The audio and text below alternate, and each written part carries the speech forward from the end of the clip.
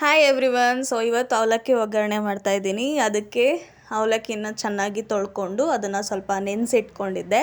ಇವಾಗ ಒಂದು ಕಡಾಯಿ ತಗೊಂಡು ಅದಕ್ಕೆ ಒಂದು ಸ್ವಲ್ಪ ಎಣ್ಣೆ, ಸಾಸಿವೆ, ಅರಿಶಿನ ಹಾಕ್ಕೊಂಡು ಸಾಸಿವೆ ಎಲ್ಲ ಚಟಪಟ ಅಂದಮೇಲೆ ಅದಕ್ಕೆ ಒಂದು ಸ್ವಲ್ಪ ಕಡಲೆಬೇಳೆ ಹಾಕಿದ್ದೀನಿ.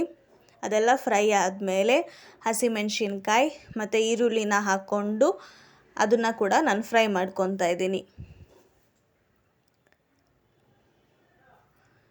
ಇನ್ ಕೇಸ್ ಬೇಗ ಅದು ಬೇಯಬೇಕಂತ ಅಂದಾಗ ನಾವು ಅದಕ್ಕೊಂದು ಸ್ವಲ್ಪ ಉಪ್ಪನ್ನ ಆ್ಯಡ್ ಮಾಡಿಕೊಂಡ್ರೆ ಬೇಗ ಬೇಯುತ್ತೆ.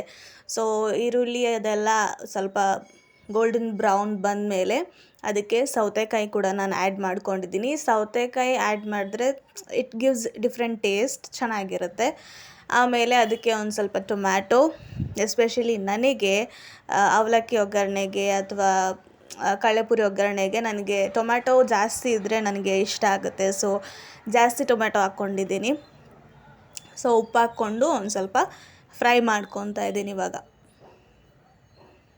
ಐ ಆಮ್ ಸೋ ಸಾರಿ, ಕಡಲೆಬೇಳೆ ಸೀದೋಗ್ಬಿಟ್ಟಿದೆ ಅನ್ಫಾರ್ಚುನೇಟ್ಲಿ. ಸೊ ಏನು ಮಾಡೋಕ್ಕಾಗಲ್ಲ, ಇಟ್ ಹ್ಯಾಪನ್ಸ್. ಚೆನ್ನಾಗಿ ಎಲ್ಲ ಬೆಂದಿದೆ. ಇವಾಗ ಅದೇನು ನೆನೆಸಿಟ್ಕೊಂಡಿದ್ದೆ ನಾನು ಅವಲಕ್ಕಿನ, ಅದನ್ನು ಇವಾಗ ಒಂದು ಸ್ವಲ್ಪನೇ ಹಾಕ್ಕೊಂಡು ಮಿಕ್ಸ್ ಮಾಡ್ಕೊತಾ ಇದ್ದೀನಿ. ಲೋ ಫ್ಲೇಮಲ್ಲಿ ಇಟ್ಕೊಂಡು ಹಾಗೇ ನೀವು ಮಿಕ್ಸ್ ಮಾಡ್ಕೊಳ್ಬೋದು. ಇಲ್ಲ ಅಂದರೆ ಒಂದು ಬಟ್ಲದಲ್ಲಿ ಗೊಜ್ಜನ್ನ ಸಪ್ರೇಟಾಗಿ ತೆಗ್ದಿಟ್ಕೊಳೋದು, ಒಂದು ಸ್ವಲ್ಪ ತೆಗ್ದಿಟ್ಕೊಂಡು ಆಮೇಲೆ ಲಾಸ್ಟಲ್ಲಿ ಕೂಡ ನೀವು ಇನ್ ಕೇಸ್ ಕಮ್ಮಿ ಆಯಿತು ಒಗ್ಗರಣೆ ಅಂತ ಅನಿಸಿದ್ರೆ ಅದನ್ನು ಹಾಕ್ಕೊಂಡು ಮಿಕ್ಸ್ ಮಾಡ್ಕೊಳ್ಬೋದು, ಚೆನ್ನಾಗಿರುತ್ತೆ. ಸೆಕೆಂಡ್ ರೌಂಡ್ ಮತ್ತೆ ಒಂದು ಸ್ವಲ್ಪ ಅವಲಕ್ಕಿ ಹಾಕ್ಕೊತೀನಿ, ಮತ್ತೆ ಒಂದು ಸ್ವಲ್ಪ ಫ್ರೈ ಮಾಡ್ತೀನಿ ಅಥವಾ ಕಲಿಸ್ಕೊತೀನಿ. ಅದಾದಮೇಲೆ ಮತ್ತೆ ಇನ್ನೊಂದು ಸ್ವಲ್ಪ ಅವಲಕ್ಕಿ ಹಾಕ್ಕೊಂಡು ಹಾಗೇ ಕಂಪ್ಲೀಟಾಗಿ ಅವಲಕ್ಕಿನ ಎಲ್ಲ ಚೆನ್ನಾಗಿ ನೀಟಾಗಿ ಕಲಿಸ್ಕೊಂಡೆ. ಅದ್ರ ಮೇಲೆ ಇನ್ನೊಂದು ಸ್ವಲ್ಪ ಉಪ್ಪು ಕೂಡ ಆ್ಯಡ್ ಮಾಡಿಕೊಂಡೆ ಇನ್ ಕೇಸ್ ಕಮ್ಮಿ ಆಗಿರುತ್ತೆ ಅಂತ. ಫೈನಲಿ ಅವಲಕ್ಕಿ ಎಲ್ಲ ಕಲಸಿ ಆಯಿತು. ಇದಕ್ಕೆ ಲಾಸ್ಟ್ ಟಚಪ್ ಕೊಡಬೇಕಲ್ವಾ, ಅದಕ್ಕೋಸ್ಕರ ಕಡಲೆಪಪ್ಪನ್ನ ಪುಡಿ ಮಾಡಿ ನಾವು ಯಾವಾಗಲೂ ಸ್ಟೋರ್ ಮಾಡಿರ್ತೀವಿ.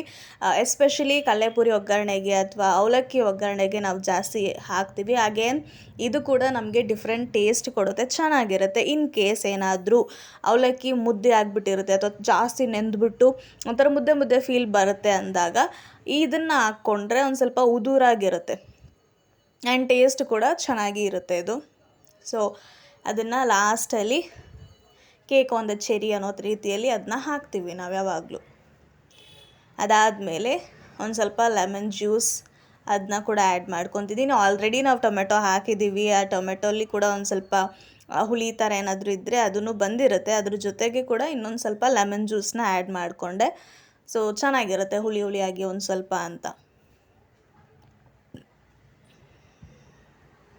ಇನ್ನೊಂದು ಸಲ ನೀಟಾಗಿ ಅದನ್ನು ಮಿಕ್ಸ್ ಮಾಡ್ಕೊತಾ ಇದ್ದೀನಿ. ಇವಾಗ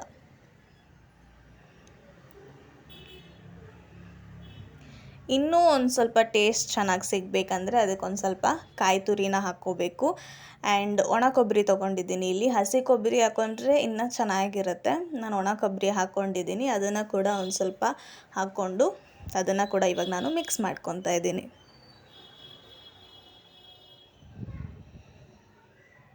ಐ ಹೋಪ್ ಅಪ್ಪ ಅಮ್ಮಗೆ ಇಷ್ಟ ಆಗುತ್ತೆ, ಚೆನ್ನಾಗಿರುತ್ತೆ ಅಂತ ಅಂದ್ಕೊಂಡಿದ್ದೀನಿ. Let's C.